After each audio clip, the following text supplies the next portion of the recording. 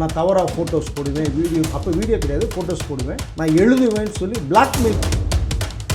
நமக்கு அந்த என்கேடின்றவர் இன்ன வரைக்கும் மக்கள் மத்தியில் வாழ்ந்துட்டு இருக்காங்க. இப்போ அவரை வந்து அடித்து டேமேஜ் பண்ணி நம்ம ஒன்றும் சாதிக்க போகிறது இல்லை. என்கேடியாக இருந்தாலும் சரி, கார்த்திகாக இருந்தாலும் சரி. டோட்டலாக அவருடைய மைண்ட் என்னென்னா லட்சுமிகாந்தன் மர்டர் கேஸு, அது சம்மந்தமான விஷயங்கள் இதெல்லாம் இருக்கும். நம்மளுடைய தாத்தா பேர் வந்து ரொம்ப டேமேஜ் ஆகின்ற அந்த ஒரு கண்ணோட்டத்தில் வந்து போடப்பட்டது. ஹாய் ஹலோ வணக்கம் சினி கார்னர் நேயர்களே, welcome to the show cinema சர்ச்சைகள். நான் உங்க விஜே தயா. இன்னைக்கான நேர்காணல்ல நம்மளோட யார் இணைஞ்சிருக்காங்க அப்படின்னா பத்திரிகையாளர் வெங்கடேஷ் அவர்கள் தான்.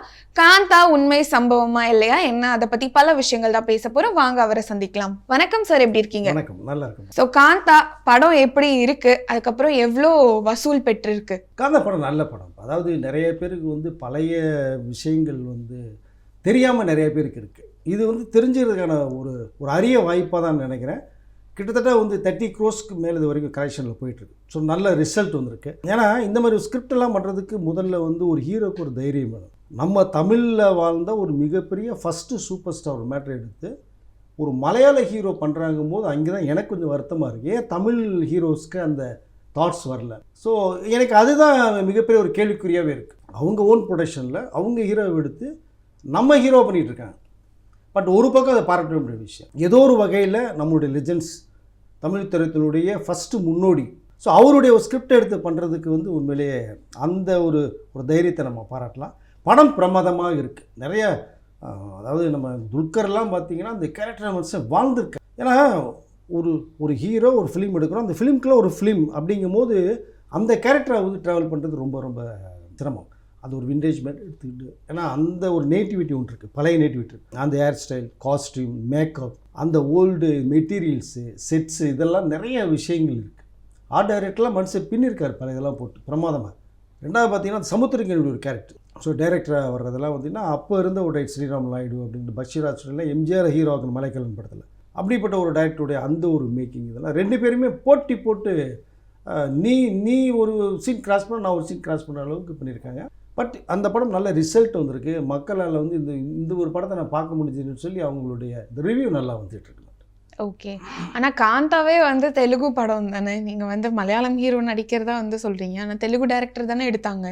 அதுதான் சொல்கிறேன், நம்ம ஆட்கள் எடுக்கலன்னு தான் சொல்கிறேன் நான். இப்போ நம்ம டைரக்டர் எடுக்கல, நம்ம ஹீரோ பண்ணலை, நம்ம தமிழ் தயாரிப்பாளர் வந்து பண்ணலை. ஆனால் பட் இந்த ஹீரோவுடைய அந்த ரோல் யாருன்னா நம்ம தமிழ் இண்டஸ்ட்ரியை சேர்ந்து வராச்சு இல்லையா? ஏன் இது வந்து நம்ம தமிழ் இண்டஸ்ட்ரி பீப்புள்ஸ் யாருமே பண்ணலை அப்படிங்கிறத நான் பேசுகிறேன். அதுதான் நமக்கு வருத்தமாக இருக்குன்னு சொல்ல வரேன். ஏன்னா 1944 மிகப்பெரிய ஒரு லெஜெண்ட், ஒரு சூப்பர் ஸ்டாராக 15 படம் பண்ணியிருக்காரு. 15மே சூப்பர் ஹிட் படங்கள். உனக்கு 1-2 தான் ஹிட்டு, மற்றெல்லாம் சூப்பர் ஹிட்டு. 3 வருடங்களாக சென்னை பிராட்வே தேட்டரில் ஹரிதாஸ் ஓடின படம், 3 தீபாவளியில் கடந்து போன படம். அவருக்குன்னு ஒரு மக்கள் கூட்டம், ரசிகர்கள் கூட்டம் அப்படி வந்து இருந்த ஒரு பீரியடு. அவர் சென்னையிலேருந்து திருச்சி போகிறதுக்காகவே திருச்சியில் பிஃபோராக திருச்சி டவுன்னு ஒரு ரயில்வே ஸ்டேஷனே உருவாக்குனாங்க. கோல்டு ஸ்பூன், கோல்டு டம்ளரில் பால் குடித்தவர், தங்க தட்டில் சாப்பிட்டவர், அப்படி வாழ்ந்த ஒரு லெஜெண்ட். எவ்வளோ பெரிய ஒரு சகாப்தம், ஒரு சூப்பர் ஸ்டார் போது அவருடையது ஏன் நம்ம எடுக்கலை, அதுதான் வருத்தமாக பார்க்குறேன். அந்த தாட்ஸ் அவங்களுக்கு வருது இல்லையா? பட் அதை தான் நான் பார்க்குறேன் நான். ஓகே, ஸோ காந்தா உண்மையான கதையா?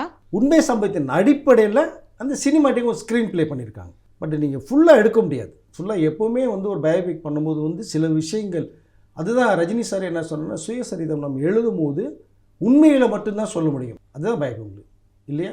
நீங்கள் அதில் பொய்களை சொல்லி பண்ணுறதுக்கு அது சுயசரிதனுடைய அது வேஸ்ட் எழுதாமே இருக்கலாம். அதுதான் ரஜினி சார் ஸ்பெசிஃபிக்காக அந்த சுயசரி எழுத மாட்டேன்னு சொல்லிக்கிட்டே இருந்தார். பட் இப்போ எழுத ஆரம்பிச்சிருக்காங்க. அது எப்படி போய் முடியும்னு தெரியாது. அதனால் அது உண்மை சம்பவத்தின் அடிப்படையில் நீங்கள் எடுக்கணும்னா கண்டிப்பாக வாய்ப்பு இல்லை. பட் அது தகுந்த மாதிரி அந்த எம்கேடியுடைய கேரக்டரை எடுத்து கொஞ்சம் ஸ்க்ரீன் ப்ளே பண்ணி அந்த ஒரு ட்ராக்கில் ஒன்று பண்ணியிருக்காங்க. பட் அவருடைய டச்சு நிறையா இருக்கும். ஸோ பார்க்க வேண்டிய ஒரு படம் தான். ஓகே, ஸோ காந்தா படம் வரும்போது லக்ஷ்மிகாந்தன் கொலை வழக்கு அப்படின்ற ஒரு டாபிக் மிக பெருசாக பேசப்பட்டுச்சு. ஆனால் படத்தில் அதை காட்டாத காரணம் இல்லை, அதுதான் சொல்கிறேன் இல்லையா? நீங்கள் நிஜ சம்பவத்தின் அடிப்படையில் வந்து நீங்கள் எல்லாத்தையுமே எடுத்து பண்ண முடியாது. அப்போ அவங்க எடுத்துக்கிட்ட கண்டென்ட்னா, ஒரு கேரக்டர் ஹீரோ வர்றாரு, ஒரு டைரக்டர் உருவாக்குறாரு, அந்த டைரக்டர் எப்படி மாற்றுறாரு, அவன் வளர்ந்ததுக்கு பிறகு அவனுக்கு ஒரு இமேஜ் வருது, அதுக்குள்ளே எப்படி பண்ணுறான், நான் உருவாக்குறேன் நீ இல்லைடான்னு சொல்லி இன்னொருத்தனை உருவாக்க பார்க்குறான். இந்த ஒரு போட்டிகளில் தான் அந்த ஸ்கிரிப்டை ஒரு ஸ்க்ரீன் ப்ளே பண்ணி கொண்டு போயிருக்காங்க. ஆனால் இதை வந்து நீங்கள் சொன்னது மாதிரி அந்த லட்சுமிகாந்தன் மர்டர் கேஸோடு அட்டாச் பண்ணி கொஞ்சம் ரியல் டச் பண்ணி போயிருந்தாங்கன்னா இவருடைய ரேஞ்ச் வேறு மாதிரி இருந்திருக்கும். அதை இங்கே கொஞ்சம் பண்ண அந்த தவறியிருக்கான்னு நான் நினைக்கிறேன். நான் அதை பட் சினிமாவுக்காக நிறைய சேஞ்சஸ் இது பண்ணியிருக்காங்க. மொத்தத்தில் அதனுடைய ஒரு ஜூஸ் மட்டும் எடுத்துகிட்டு பண்ணியிருக்காங்க. பட் ஆக்டிங் ஸ்கோர்ஸ்லாம் பார்த்திங்கன்னா சமுத்திரகனி, ராணா டகுபதி அண்ட் துல்கர்லாம் பார்த்திங்கன்னா பிரமாதமாக பண்ணியிருக்காங்க. அதில் ஒன்றும் மாற்றுக்கிறது சொல்கிற வாய்ப்புகள் இல்லை. சில சம்பவங்களை நீங்கள் அப்படியே காட்ட முடியாது. ஓகே, ஸோ தியாகராஜ பாகவதரின் மறுபக்கம் அப்படின்னா நீங்கள் என்ன சொல்லுவீங்க? மறுபக்கம் எல்லாருக்குமே இருக்குங்க. மறுபக்கம் இல்லாத மனிதனே கிடையாது. நீங்கள் ஃபிலிம் ஸ்டார்லேருந்து சாதாரணமாக பிளாட்ஃபார்மில் படுத்து தூங்குகிற ஒருத்தர் வகையுமே அவனுக்கு ஒரு மறுபக்கம் கண்டிப்பாக இருக்கும். அந்த மறுபக்கத்தை நம்ம பார்க்குறதுக்கு முன்னாடி யார் பக்கம் நடிக்கிறாங்களோ அவங்களுடைய மறுபக்கம் ஒன்று இருக்குது பார்த்தீங்களா, அதை ஃபஸ்ட்டு பார்க்கணும். நம்ம முதுகை நம்ம பார்க்கணும். அப்புறம் தான் அடுத்த முதுகை பார்த்து 1000 நம்ம குறை சொல்லலாம். அவருக்குன்னு சில வழிமுறைகள்லாம் வச்சுருந்தார் எம்கேடி. அன்றையிலேருந்து இன்றைக்கு வரைக்குமே பார்த்தீங்கன்னா எல்லாருக்குமே ஒரு மறுபக்கம் நடிகர்களுக்கு இருக்குது. நம்ம அதுக்குள்ளே நம்ம போக முடியாது. ஒருத்தர் மேலே இருக்கிற அபிப்பிராயம் கெட்டு போய்டும். உங்களுக்கு நீங்கள் பெரிய ட்ரீமாக நடிச்சிட்டு இருப்பீங்க, இவர் தாண்டா கடவுள், இவர் தாண்டா ஒரு மாஸ் அப்படின்னு நீங்கள் நினைக்கிறவருடைய மறுபக்கத்தை நீங்கள் பார்த்தீங்கன்னா யாராக இருந்தாலுமே அது வந்து வேறு மாதிரி இருக்கும். அவங்களுடைய இமேஜே ஸ்பாயில் ஆகும். பட் அவருக்கு ஒரு மறுபக்கம் வந்து இருந்ததாக நான் கேள்விப்பட்டிருக்கேன். அதுக்குள்ளே நான் போக விரும்பலை. ஏன்னா அவர் ஒரு பெரிய ஒரு பிக் ஸ்டார், தமிழ் தலைவத்தினுடைய ஒரு சூப்பர் ஸ்டார், முன்னோடி பல இண்டஸ்ட்ரியை திருப்பி போட்டவர். அப்போது சில நல்ல அது விஷயங்கள் இருக்குல்ல, நம்ம அதை மட்டுமே எடுத்துகிட்டு ஒரு விஷயத்தை நம்ம பார்த்தோம்னா மக்களுக்கு அதை மட்டுமே நம்ம சொல்லலாம்னு நான் நினைக்கிறேன். அப்போ தான் அது அவருடைய, ஏன்னா அவர் இன்ன வரைக்குமே மக்கள் மத்தியில் வாழ்ந்துட்டு இருக்கார்.